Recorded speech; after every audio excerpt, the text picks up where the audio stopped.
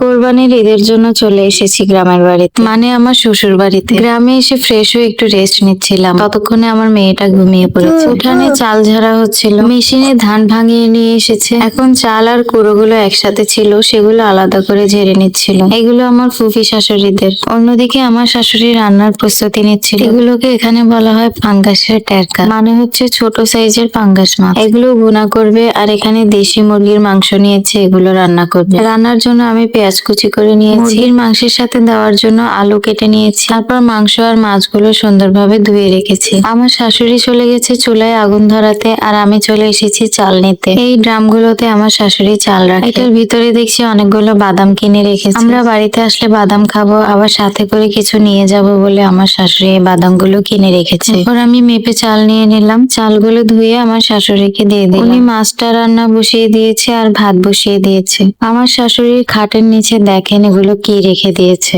এগুলো মিষ্টি আলু, যেগুলোর চারা বেরিয়ে গিয়েছে, আর কিছু গোল আলু বিছিয়ে রেখেছে। গ্রামের মানুষদের খাটের নিচে এরকম জিনিসপত্র দিয়ে ভরা থাকে, আলু, পেঁয়াজ, রসুন, সবজি, অনেক কিছুই থাকে। তারপর এখানে বিশাল বড় একটা হাঁড়িতে চালের গুঁড়ি করে রেখেছে। কোরবানিতে এই গুঁড়িগুলো দিয়ে পিঠা বানানো হবে। পিঠা মানে চালের রুটি বানানো হবে মাংস দিয়ে খাওয়ার জন্য। অন্যদিকে আমাদের খাটের নিচে রেখেছে একটা ক্যারেট। এই আমগুলো আমরা আসার সময় নিয়ে এসেছিলাম। সবাইকে কিছু কিছু দেওয়ার পর আর এগুলো রয়ে গিয়েছে। এগুলো ছিল হিমসাগর আম, আর অন্যদিকে এই দুটো হচ্ছে এখানে গাছের আম। আমার শ্বশুরের গাছ অনেক আগের। আমগুলো ছোট ছোট সাইজের হয়, কাঁচা থাকতেই যা খাওয়া যায়, পাকলে আর খাওয়া যায় না। আমের ভিতরটাই পোকা হয়ে যায়। অন্যদিকে আমার শ্বশুর আমার ননদের মেয়েকে কাজে লাগিয়ে দিয়েছে। বাড়িতে এসে আমার শ্বশুর আবার এই কাজে লেগেছে। আগে দেওয়ালটা এরকম পুরো সাদা ছিল, এখন আবার উনি এরকম করে ফেলছে। কোনটা ভালো লাগছে বুঝতে পারছি না। হঠাৎ করে রোদের মধ্যে বৃষ্টি চলে এসেছে। এখানে যে চালগুলো ঝাড়ছিল সেগুলো তখন তাড়াতাড়ি গুছিয়ে নিয়ে নিচ্ছিল। এটা আমাদের ঘরের পাশের পুকুর। এটা হচ্ছে আমাদের ঘরের সাথে লাগানো রান্নাঘর। তার পাশে বাইরের দিকটায় আরেকটা রান্নাঘর করেছিল মাটির চুলা দিয়ে, কিন্তু সেখান থেকে ঘর অনেক কালি হয়ে যাচ্ছে, তাই এখান থেকে চুলা সরিয়ে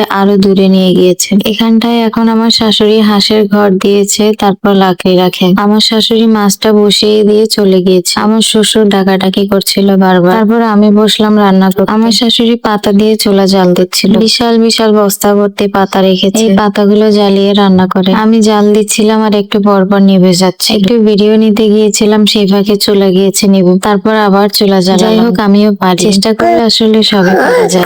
মাছটা রান্না হয়ে গিয়েছে, আমি মুরগিটা রান্না করে ফেলবো। হাঁড়িতে তেল দিয়ে তাতে পেঁয়াজ দিয়ে দিলাম। পেঁয়াজগুলো একটু ভেজে নিয়ে আদা বাটা, রসুন বাটা দিলাম। তারপর হলুদ মরিচের গুঁড়া, লবণ, ধনিয়া, একটু মাংসের মশলা দিয়ে দিলাম। সামান্য একটু পানি দিয়ে নেড়ে চেড়ে কষিয়ে নিলাম। লাকড়ি দিয়ে রান্না করতে আসলে মাটির চুলায় তেমন কষ্ট নেই। একবার ভালোভাবে চুলা জ্বলে গেলে আর কোনো ঝামেলা নেই। কিন্তু পাতা দিয়ে জাল দিতে গেলে দেখছি আমি একটা করতে গেলে চুলা নিভে যাচ্ছে, তরকারি নাড়তে গেলে আবার চুলা নিভে যাচ্ছে। আসলে আমি পারি না, তাই আমার কাছে এমন মনে হয়। আমার শাশুড়ি আবার পাতা দিয়েও সুন্দর করে জাল দিতে পারে। মশলা কষিয়ে নিয়ে মাংসগুলো দিয়ে দিয়েছি। মাংসগুলো আমি আগে ভালোভাবে কষিয়ে নেব, কারণ এটা দেশি মুরগির মাংস। আলুটা আমি পরে দিব। কষানোর জন্য একটু পানি দিয়েছি, আর মাংস থেকে একটু পানি বের হবে। অনেকক্ষণ ভালোভাবে কষিয়ে নেওয়ার পরে আলুগুলো দিয়ে তারপর আলু সহ একসাথে আবার কষিয়ে নিব। সবকিছু ভালোভাবে কষিয়ে নেওয়ার পরে ঝোলের জন্য পানি দিয়ে দিব। তারপর সিদ্ধ না হওয়া পর্যন্ত রান্না করেছি। তো রান্না বান্না শেষ, তারপর রান্নাঘরটা পরিষ্কার করে ফেলেছি। এই যে এটা হচ্ছে আমার শাশুড়ির মাটির চুলার রান্নাঘর।